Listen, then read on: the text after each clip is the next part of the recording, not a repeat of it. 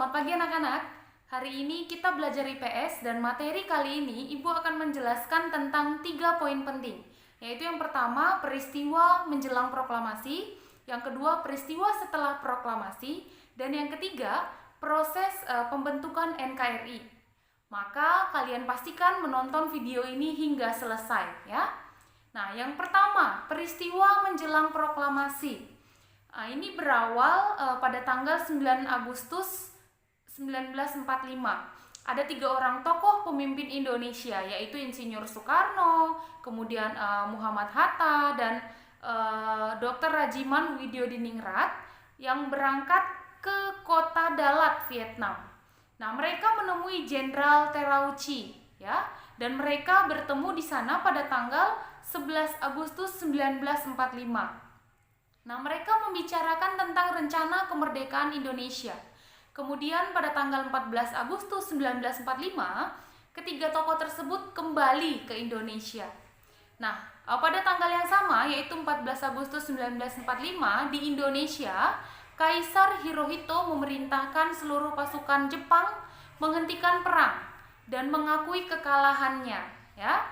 Nah, Jepang menyerah tanpa syarat kepada sekutu. Ya. Pada tanggal 15 Agustus 1945. Nah, pada saat itu sekutu sendiri belum sampai di Indonesia. Nah, pada saat itu juga seorang pemuda Indonesia itu mendengar berita tersebut, yaitu pemuda tersebut bernama Sultan Syahrir. Nah, mereka mendengar kekalahan Jepang, ya, Jepang kalah dari sekutu.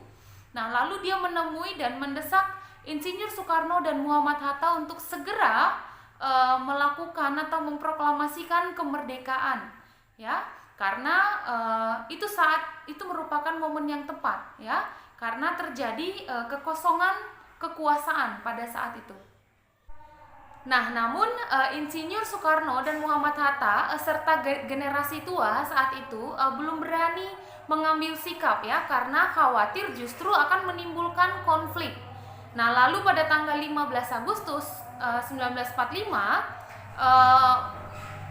generasi muda kembali mengadakan pertemuan kepada Insinyur Soekarno dan Muhammad Hatta. Nah, generasi muda saat itu dipimpin oleh Khairul Saleh, ya, dan mereka lagi-lagi mendesak, ya. Tapi saat itu juga Insinyur Soekarno dan Muhammad Hatta menyatakan bahwa mereka akan memproklamasikan kemerdekaan, tapi harus dirundingkan terlebih dahulu pada sidang PPKI. Nah, anak-anak, karena generasi muda saat itu masih belum mendapatkan kepastian, maka pada tanggal 16 Agustus 1945, sekitar pukul 3 dini hari, para pemuda yang tergabung dalam sebuah perkumpulan yang bernama Menteng 31 itu melakukan penculikan terhadap Insinyur Soekarno dan Muhammad Hatta, dan mereka membawa Insinyur Soekarno dan Muhammad Hatta ke Rengas Dengklok, ya, di daerah Karawang, Jawa Barat. Nah, peristiwa penculikan ini dikenal dengan istilah peristiwa Rengas Dengklok. Nah, para pemuda tersebut di sana kembali mendesak Insinyur Soekarno dan Muhammad Hatta untuk segera melakukan deklarasi, untuk segera melakukan menyatakan bahwa bangsa Indonesia telah merdeka, ya. Nah, di hari yang sama pada tanggal 16 Agustus itu di Jakarta itu ada golongan tua yang diwakili oleh Ahmad Subarjo dan golongan muda yang diwakili oleh Wikana dan Yusuf. Itu mereka sepakat akan menjemput Insinyur Soekarno dan Muhammad Hatta ke Rengas Dengklok dan kembali ke Jakarta dengan kesepakatan bahwa proklamasi akan segera dilakukan, ya. Nah, pada tanggal 16 Agustus tahun 45 itu sekitar pukul 11 malam atau 23 WIB itu Insinyur Soekarno dan Muhammad Hatta tiba di Jakarta, ya, kembali ke Jakarta. Nah, mereka langsung menuju ke rumah Laksamana Muda Maeda untuk merumuskan naskah proklamasi saat itu, ya. Nah, malam itu juga naskah proklamasi tersusun dengan kalimat yang berbunyi seperti ini. Nah, ini adalah naskah proklamasi yang disusun oleh Insinyur Soekarno, Muhammad Hatta, dan Ahmad Subarjo. Ya, naskah ini ditandatangani oleh Insinyur Soekarno dan Muhammad Hatta atas nama bangsa Indonesia.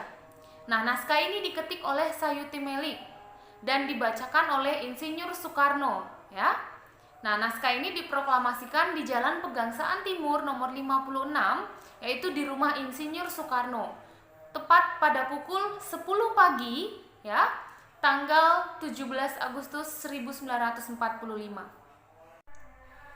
Nah, anak-anak, itu tadi peristiwa menjelang proklamasi, ya. Lalu apa saja peristiwa setelah proklamasi? Nah, yang pertama yaitu peristiwa di Surabaya. Nah, ini terjadi karena Belanda mengibarkan bendera merah putih biru di atap Hotel Yamato di Surabaya.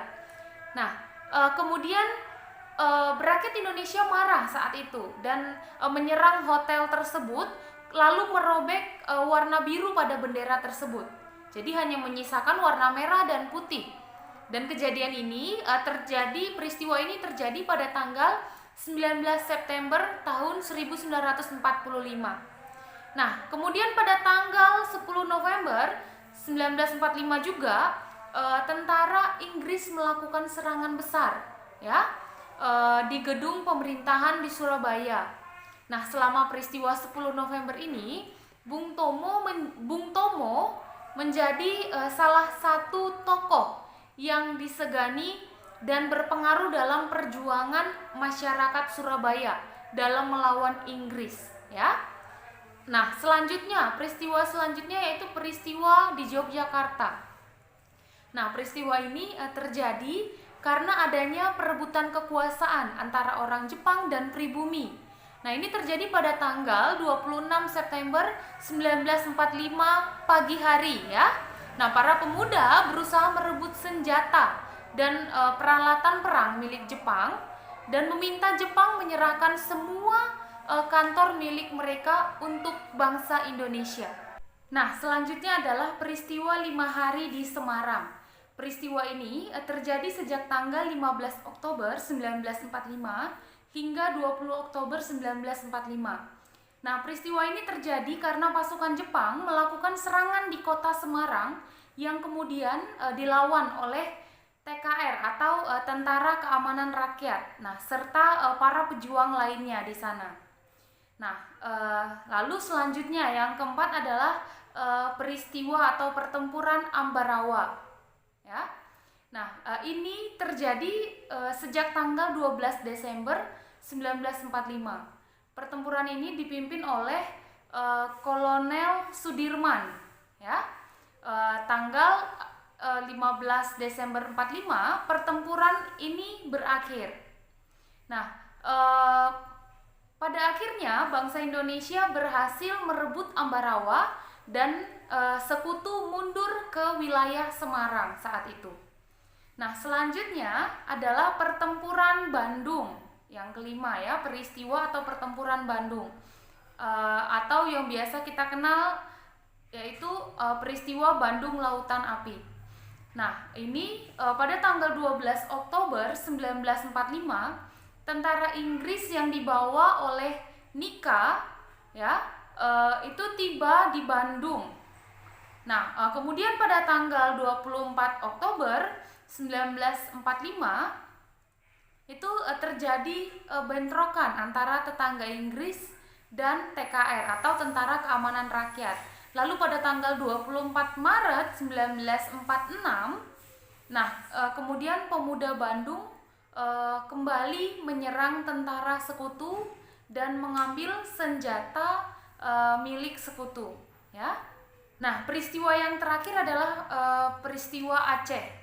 Nah, ini terjadi karena berdirinya organisasi yang dibentuk oleh para pemuda pada tanggal 6 Oktober 1945 yang diberi nama Angkatan Pemuda Indonesia atau API, yang kemudian organisasi tersebut dilarang oleh Jepang, ya.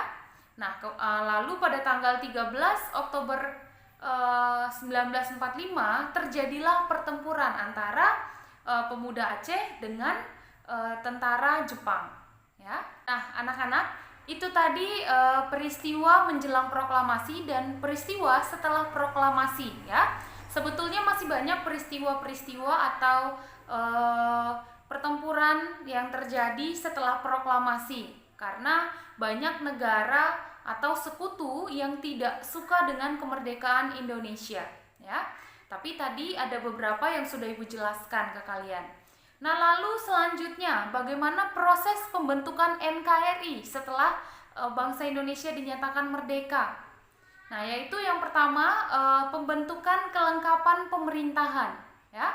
Pada tanggal 18 Agustus itu Insinyur Soekarno bersama Muhammad Hatta mengadakan sidang pertama bersama PPKI di Gedung Kesenian Jakarta. Nah, ada beberapa keputusan yang telah disepakati bersama saat itu, yaitu yang pertama, mengesahkan Undang-Undang Dasar 1945 sebagai konstitusi Republik Indonesia. Lalu yang kedua, memilih presiden, yaitu Insinyur Soekarno, dan wakil presiden, yaitu Dr. Andes Muhammad Hatta saat itu, ya. Lalu yang ketiga, tugas presiden untuk sementara dibantu oleh Komite Nasional. Nah, itu adalah 3 hal yang disepakati saat sidang pertama PPKI.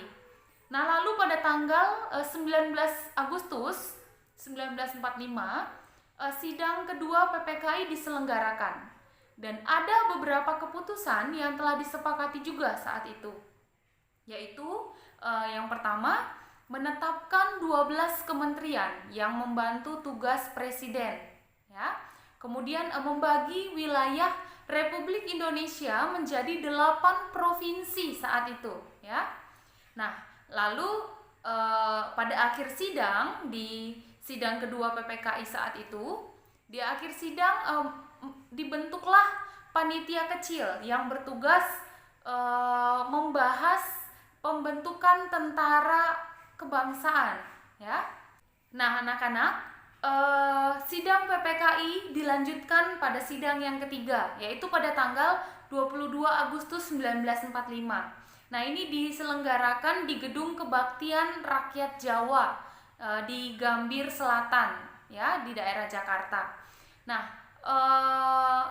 pada saat sidang ini dihasilkan beberapa keputusan, yaitu yang pertama, pembentukan KNI, yaitu Komite Nasional Indonesia. Nah, KNI itu berfungsi sebagai DPR sebelum diselenggarakannya pemilihan umum, ya. Nah, dan disusun juga dari tingkat pusat hingga tingkat daerah. Lalu keputusan yang kedua adalah pembentukan BKR atau Badan Keamanan Rakyat, ya. Yang berubah beberapa kali menjadi Tentara Keamanan Rakyat, ya. Nah, BKR atau TKR itu berfungsi sebagai penjaga keamanan umum bagi masing-masing daerah saat itu. Baik, anak-anak, itu tadi materi kita hari ini, yaitu peristiwa menjelang proklamasi, kemudian peristiwa setelah proklamasi, dan proses pembentukan NKRI, ya. Nah, selamat mengerjakan tugas hari ini dan tetap jaga kesehatan kalian, ya. Terima kasih.